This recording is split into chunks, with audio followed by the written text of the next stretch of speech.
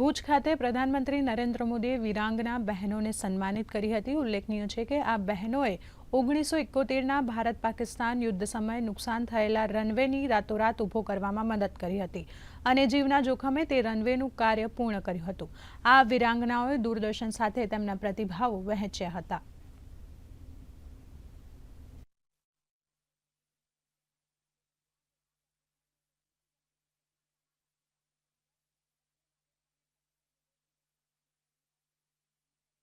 અને જ્યારે બૂમ પડ્યા ત્યારે મારી ઉંમર હતી 28 વર્ષની અને મારા 3 બાળકો હતા।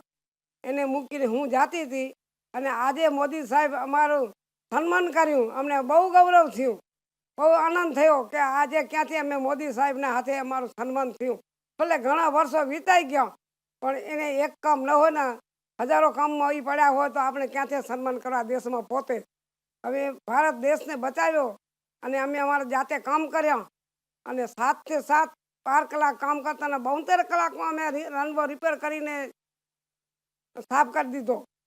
પ્રથમવાર કચ્છના આ સરહદી વિસ્તારની તેમણે મુલાકાત લીધી છે અને સભામાં ખાસ કરીને માધાપરની બહેનો કે જેમણે 1971ના યુદ્ધમાં કચ્છ ભુજની હવાઈ પટ્ટીને તાત્કાલિક રિપેર કરી હતી એવી 14 જેટલી વીરાંગના બહેનો વડાપ્રધાનશ્રી દ્વારા સન્માન કરવામાં આવ્યું હતું અને ગૌરવની લાગણી અનુભવી હતી। બંકિમ ત્રિવેદી, દૂરદર્શન ન્યૂઝ, કચ્છ।